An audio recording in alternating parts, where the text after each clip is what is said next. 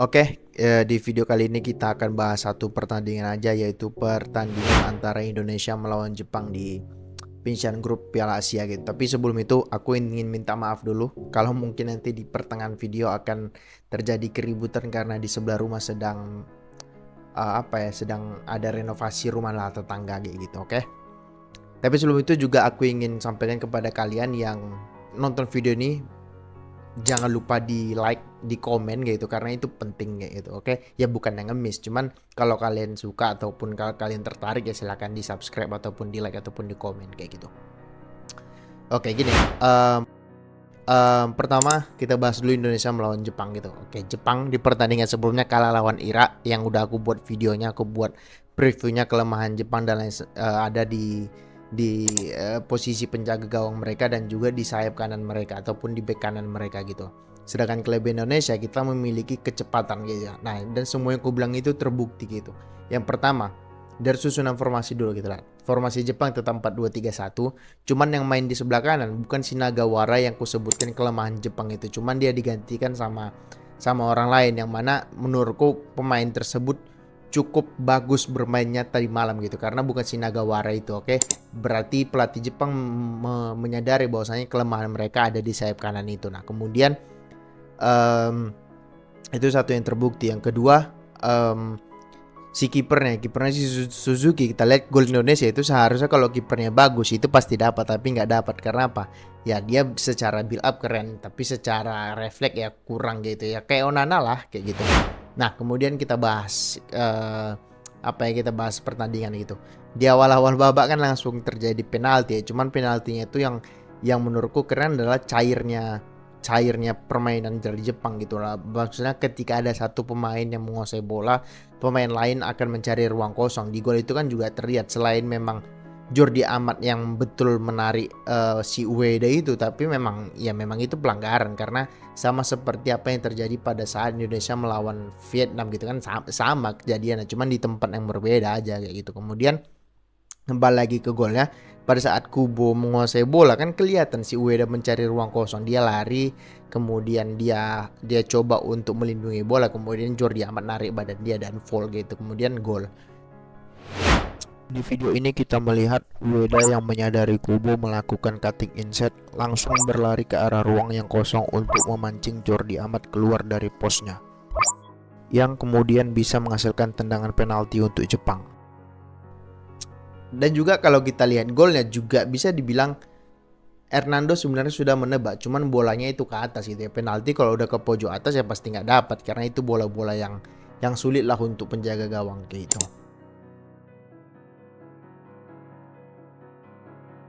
Nah setelah gol tersebut bisa dibilang ya timnas kita nggak bisa juga menyerang gitu, nggak bisa menyerang karena ya passing, kontrol dan juga cara kemudian tidak ada pemain yang meminta bola ketika temannya itu, bukan nggak ada, sedikit pemain yang berani menerima bola ketika temannya itu sedang menguasai bola, sedikit. Tidak seperti pemain Jepang, ketika kawannya atau temannya memegang bola atau menguasai bola, ada 2 3 sampai 4 pemain yang berani untuk meminta bola dan menguasai bola. Nah, itu perbedaan kita dengan timnas Jepang. Maka dari itu kalau aku bilang, aku sempat pada nonton sama kawan, aku bilang bahwasanya ini kayak tim antara tim profesional melawan tim amatir gitu.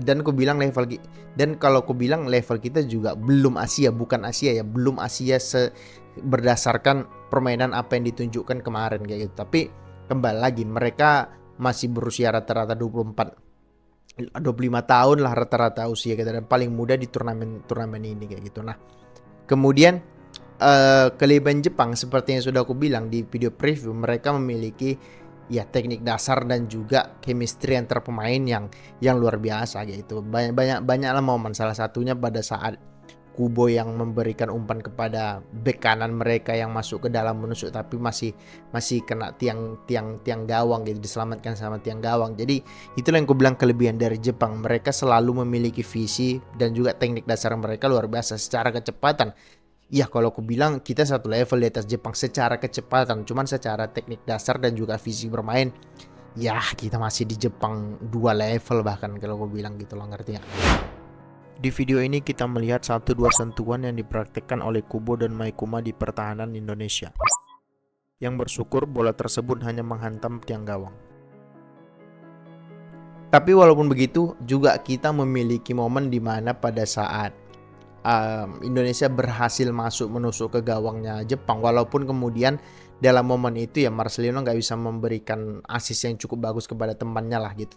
Terlebih lagi memang temannya tidak bisa mencari posisi yang bagus kayak gitu. Nah, momen itu kan dimulai di sayap kanannya si Jepang kayak gitu loh. Kemudian kembali lagi sayap kanan kayak gitu. Kemudian Arhan yang menguasai bola, kemudian Yakup Sayuri memancing backnya, kemudian Marcelino mencari ruang kosong yang berada di sektor sayap kanannya si Jepang. Tapi sayang dia nggak melihat Sandy Walsh yang ada di ujung. Dia berfokus kepada Rafael Stroke yang ada di tiang dekat gitu.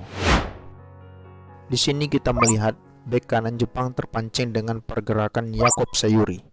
Kemudian Marcelino yang menyadari hal tersebut berlari ke ruang yang ditinggalkan oleh bek kanan Jepang tersebut. Namun sayang, Marcelino tidak melihat pergerakan Sandy Walsh di tiang jauh. Hal ini berbeda dengan apa yang dilakukan timnas Jepang dalam kejadian yang serupa, seperti contoh di video ini.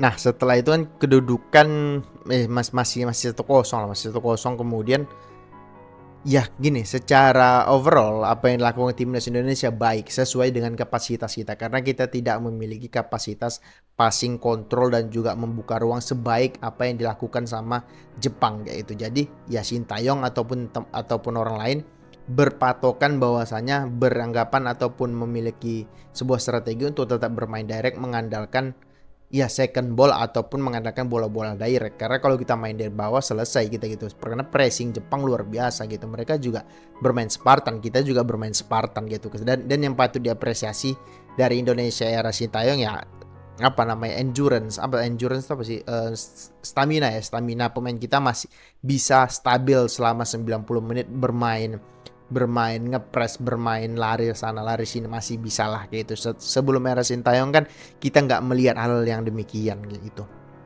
Nah, kemudian kalau kita lihat gol keduanya si Jepang itu kan luar biasa. Kalau gue bilang prosesnya luar biasa gitu. Pemain nomor 10 si Doan ya. Doan passing kepada temannya dan dia nggak diam. Itu yang penting. Dia nggak diam.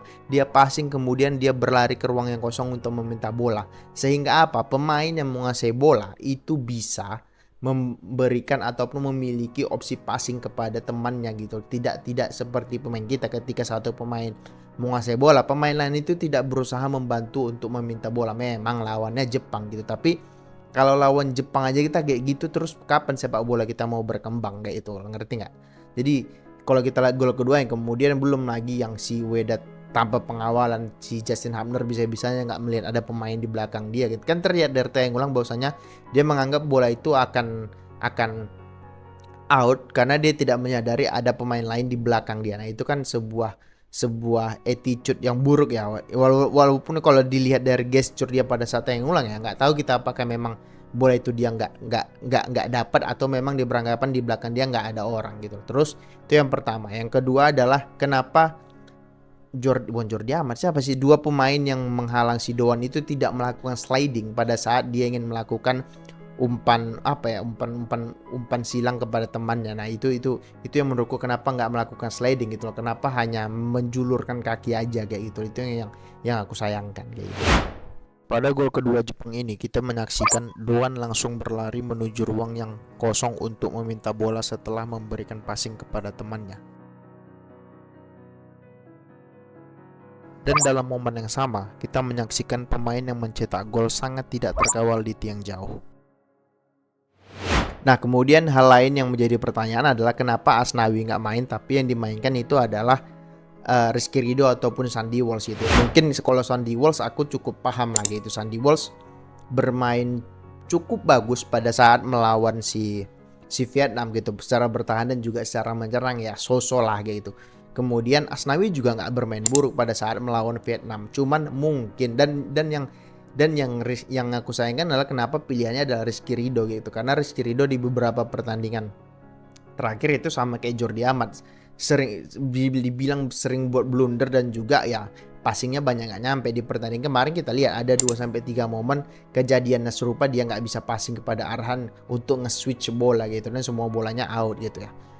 Ya, aku bingung juga. Tapi gini, kita semua yang ada di sini nggak lebih tahu dari apa yang dilakukan oleh Sintayong. Mungkin Sintayong lebih ingin bertahan bermainnya dengan mengandalkan pemain-pemain besar di belakang, karena Asnawi kan ukurannya kecil lah untuk kalau dibandingkan dengan 3 pemain naturalisasi kita di belakang.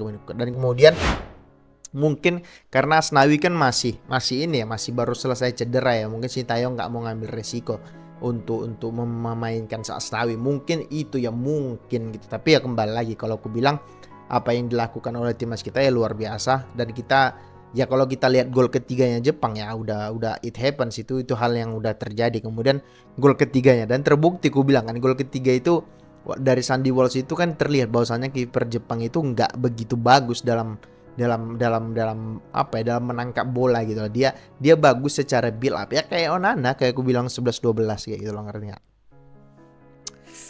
Nah, itu dulu deh yang aku ingin bahas terkait dengan Indonesia lawan Jepang. Bagi kalian yang suka, silakan di subscribe, di komen, di like, ya di share kalau mau. Kemudian ya itu dulu deh, semoga terhibur.